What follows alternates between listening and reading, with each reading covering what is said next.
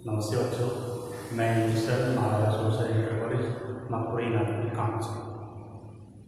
मैं आज आपको हिंदी के साहित्य का इतिहास के बारे में बताऊँ। तो हम आइए बात करते हैं इसके काल के विभाजन के बारे में। तो हिंदी को जो बांटा गया है 4 भागों में बांटा गया है।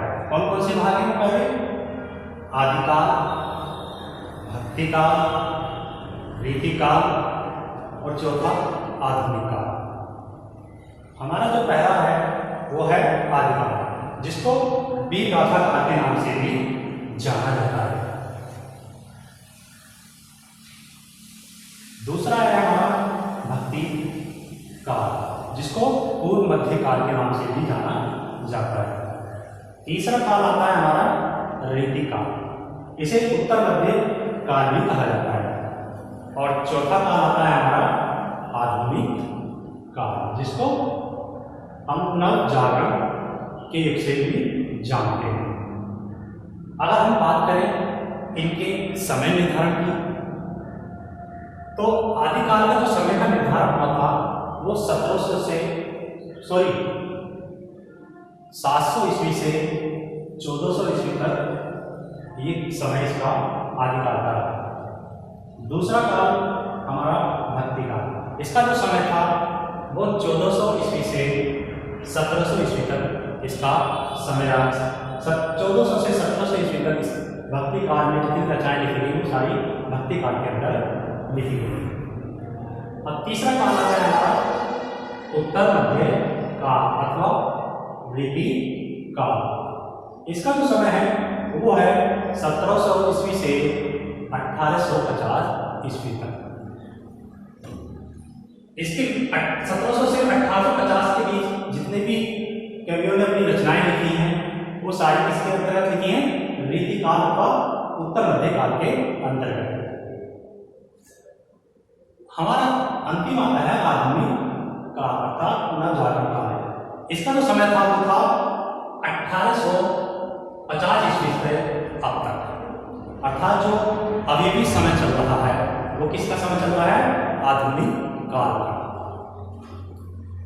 अब जो अभी भी जो रचनाएं लिखी जा रही है किसके अंतर्गत लिखी जा रही है? आधुनिक काल के अंतर्गत। अब हम बात करते हैं भक्ति काल की। ये वीर गाथा काल जो था, इसके जो राइटर हुए हैं वो हुए हैं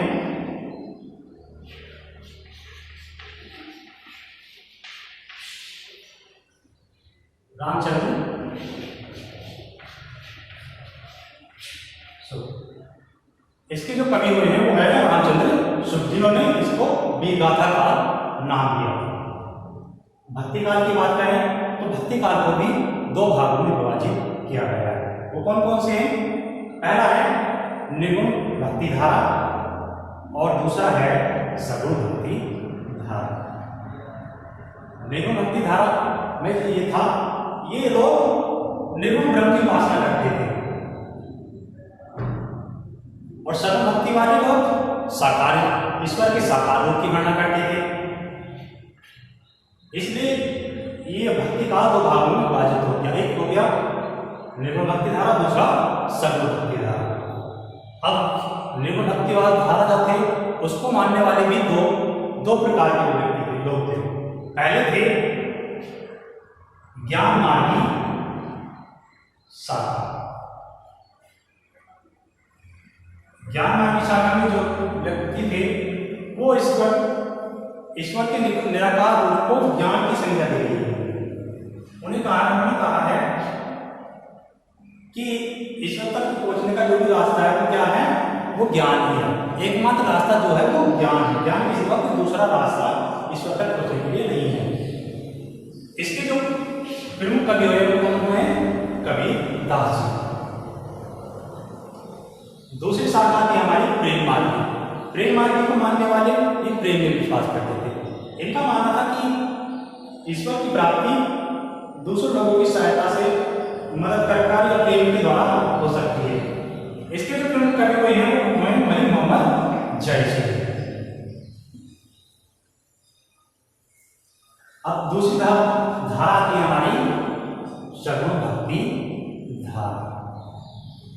सर्वभक्ति धारा अर्थात ईश्वर के साकार रूप का वर्णन करने वाली। इसमें भी दो धाराएं हो गई, पहली थी राम भक्ति धारा और दूसरी कृष्ण भक्ति धारा।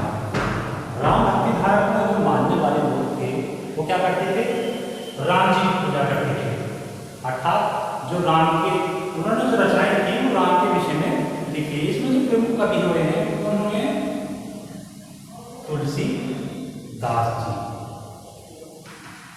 दूसरे हमें हमारी दूसरी धारा है हमारी कृष्ण भक्ति धारा। इसमें कवियों ने श्री कृष्ण के ऊपर रचनाएं लिखी हैं और इसके जो प्रमुख कवि हुए हैं उनमें सूरदास जी। तीसरा काल आता है हमारा मुक्ति काल। इसको भी हमने कई भागों में विभाजित किया। कितने भागों में विभाजित किया है, 3 भागों में बांटा गया है इसको।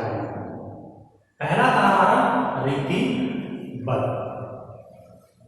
रीतिबद्ध के अंतर्गत जो कवि आए हैं वो है मतीराम जी। कौन है, मतीराम। और दूसरे आए हैं हमारे रीति सिद्ध, अर्थात रीति को सिद्ध करने वाले। इसके जो कवि हुए हैं वो हैं बिहारी लाल जी। तीसरा आता है हमारा रीति मुक्त। इसके जो कवि हुए हैं वो हैं घनानंद। अब चौथा हमारा आता है आधुनिक काल, अर्थात नवजागरण काल। अब इसको भी हमने कई भागों में विभाजित कर दिया गया है। वो कौन कौन से भाग हैं, पहला आता है हमारा भारतीय युग। इसके जो प्रमुख कवि हुए वो है भारतीय हरिश्चंद्र, जिनके नाम पर इस युग का नाम पड़ा भारतीय युग। इसका जो समय था वो था 1850 से 1900 ईस्वी तक। दूसरा युग आता है हमारा द्विवेदी युग। इसके जो प्रमुख कवि हुए वो है महावीर प्रसाद द्विवेदी, जिनके नाम पे इस युग का नाम पड़ा है। और इसका जो समय था वो था 1900 ईस्वी से 1918 ईस्वी तक ये काल हुआ। तीसरा आता हमारा छायावाद युग।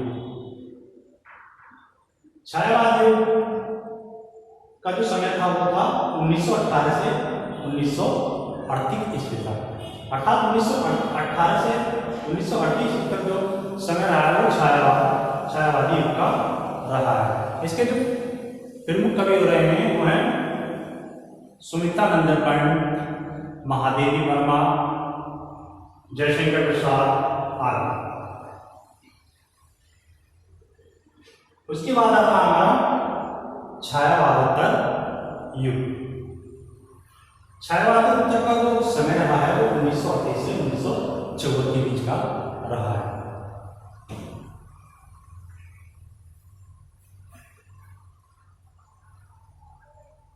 तो ये है इसका जो छायावादोत्तर था उसको भी क्या है 2 भागों में डिवाइड कर दिया गया। कितने भागों में डिवाइड कर दिया, 2 भागों। कौन कौन से, पहला आया हमारा 1938 से 1943 ईस्वी तक प्रगतिवादी युग। दूसरा प्रयोगवाद, जिसका समय था 1943 से 1954 ईस्वी तक। इस युग के जो प्रमुख कवि रहे हैं वो है अर्घ्य जी। तीसरा हमारा आता है अंतिम आता है हमारा नई कविता का युग, अर्थात जो अभी युग चल रहा है कौन सा चल रहा है, वो नई कविता का युग चल रहा है। इसका जो समय था वो है 1954 ईस्वी से आज तक, अर्थात आज भी जो युग चल रहा है वो किसका है, नई कविता का।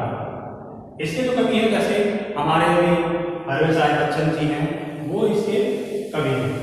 इस तरह जितने भी नए कवि आए हैं सारे किसके अंतर्गत आते हैं, नई कविता के अंतर्गत आते हैं।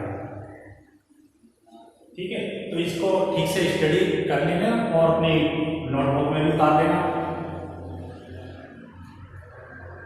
ठीक है, आज के लिए